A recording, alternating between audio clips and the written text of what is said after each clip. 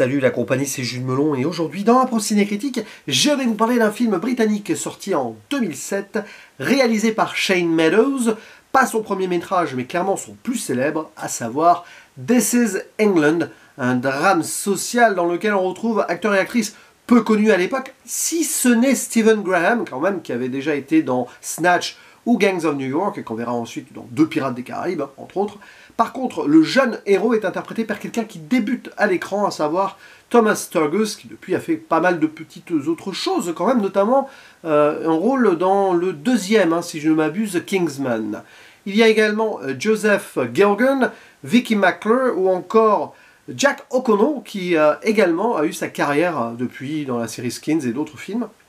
Alors, clairement, ici, nous sommes dans un récit quasi autobiographique, romancé, donc de son auteur, qui a grandi et vécu dans les années 80, et ça tombe bien, l'action se déroule lors de l'été 1983, quelques semaines, mois après la fin de la guerre dans les Malouines, vous savez, ce conflit qui a opposé l'Argentine et le Royaume-Uni autour de certaines îles, et malheureusement, donc, durant ce combat-là, le père du jeune Sean est mort.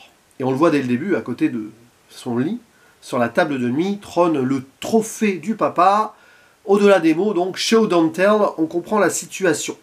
Rajoutez à cela qu'il n'a pas beaucoup d'amis, clairement, et pour le dernier jour à l'école, où les élèves sont libres d'y aller sans uniforme, eh bien, il va se faire railler parce qu'il porte des fringues qui sont complètement dépassées de mode, dans un endroit où justement le style vestimentaire a beaucoup d'importance, question d'identité, tout ça, et ça va être important par la suite de toute façon. Donc, comme il se fait harceler, etc., il s'en va, et il va tomber sur une jeune bande, sous un pont, de skins, des skinheads.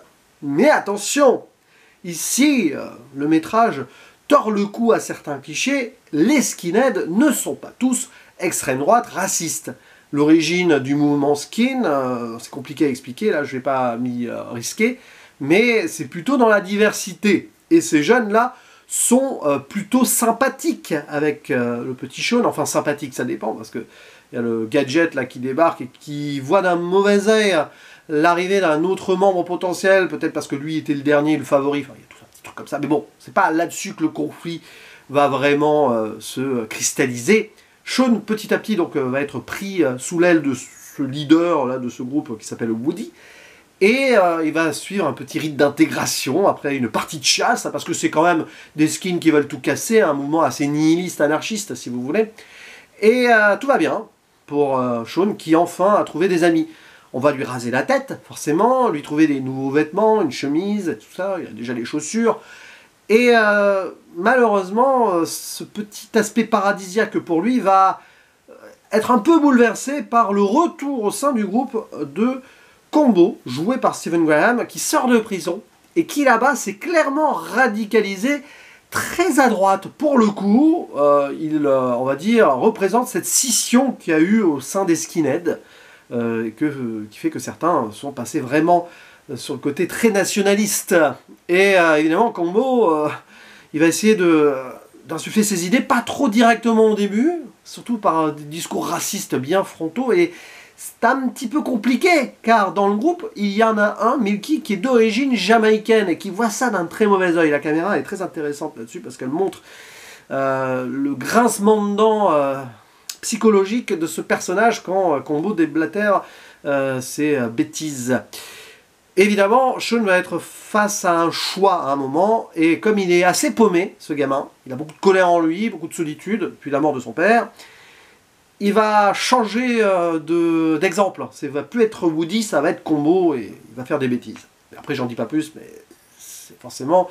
Ici, c'est clairement le genre de film qui est en mode coming of age, si vous voulez, et qui le fait de façon assez dure et brutale par moment. Même si ça reste assez soft, sauf une scène vers la fin. Voilà, et c'est vraiment un très bon film. Alors c'est assez étonnant parce que je le connaissais de réputation, tout ça, mais je ne l'avais jamais vu, du moins dans son ensemble. Je connaissais quelques extraits, l'histoire, à part la fin du coup, était plutôt dans mon esprit. Mais enfin j'ai franchi le pas, il n'est jamais trop tard pour découvrir des classiques. Alors après, This is England, c'est pas forcément le classique de beaucoup de gens, mais il est assez connu ce film. Et clairement, si je devais là conseiller là maintenant, à brûle-pourpoint, un film assez social des années 80 qui montre un petit peu l'errance de certains jeunes de l'époque sous Margaret Thatcher, après la guerre, etc., eh bien c'est celui-ci que je conseillerais de prime abord, parce qu'il montre très bien les choses, et il le fait avec une forme de subtilité qui n'en est pas une, parce que ça peut paraître frontal et simpliste par moment, mais ça va au-delà, parce qu'on est du point de vue de ce petit-là, qui a 12 ans, quoi, voilà, qui a besoin de quelque chose dans sa vie, parce que depuis que le papa n'est plus là, c'est terrible. Bon, la mère célibataire, elle fait ce qu'elle peut, mais vraiment, on le sent que ça va pas. Alors, il va parfois dans l'épicerie locale lire des BD, et il s'embrouille avec le tenancier qui est d'origine pakistanaise, donc il va y avoir un écho après, forcément, quand son nouveau gourou d'extrême droite va le prendre sous son aile, évidemment. Et donc c'est clairement ici la façon de dépeindre la descente aux enfers d'un personnage très influençable. Parce que Sean, c'est ça, il arrive, il n'a aucun repère, il a perdu son père, et il intègre un groupe pour exister, et au sein de ce groupe, il va y avoir quelqu'un d'autre avec une autre influence.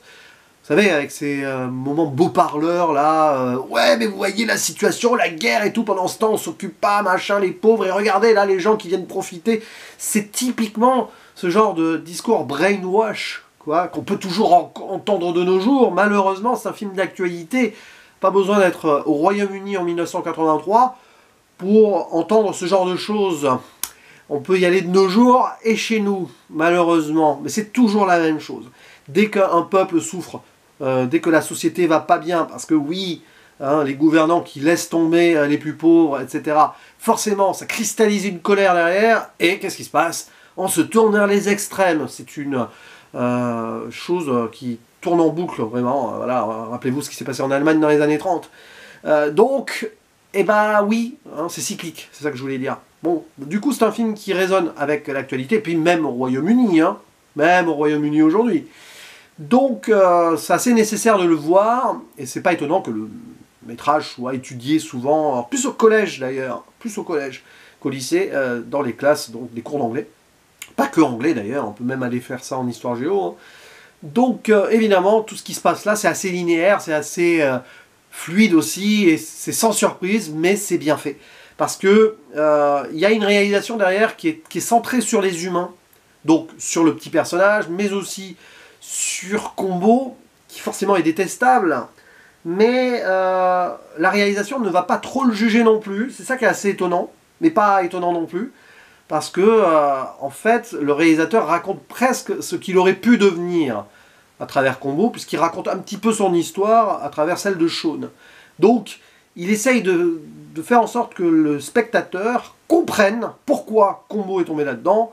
Radicalisation en prison, il s'est senti abandonné, il voit l'état de la société, tout ça, machin.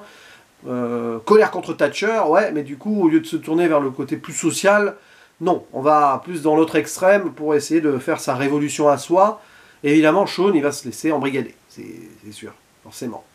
Il était vraiment, on va dire, la victime potentielle et évidente vu sa situation présentée au début du film.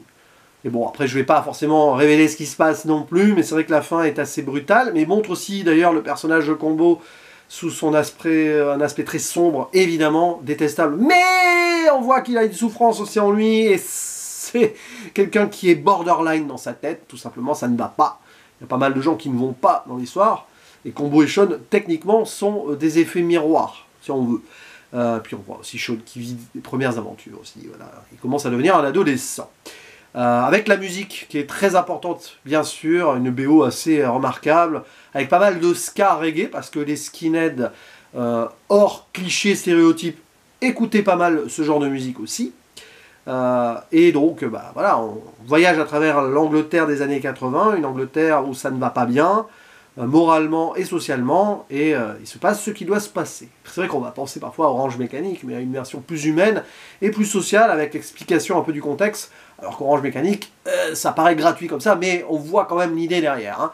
Les leaders ont laissé tomber la jeunesse, et au sens large du terme, le peuple, le bas peuple. Donc This is England, c'est à voir, à revoir, évidemment, c'est assez classique, mais ça fonctionne super bien. C'est un film qui ne cherche pas à en faire trop, qui ne cherche pas à faire autre chose qu'on attend de lui, mais qui le fait bien. Donc on a besoin aussi de ce genre de métrage. N'hésitez pas à dire en commentaire ce que vous pensez de ce film, qui a eu quelques suites d'ailleurs sous forme de 3 séries, que je n'ai évidemment pas vues, mais peut-être qu'un jour je m'y intéresserai, qui continuent l'évolution de certains personnages du film. Et voilà, à vous la parole, et je vous dis à la prochaine, ciao!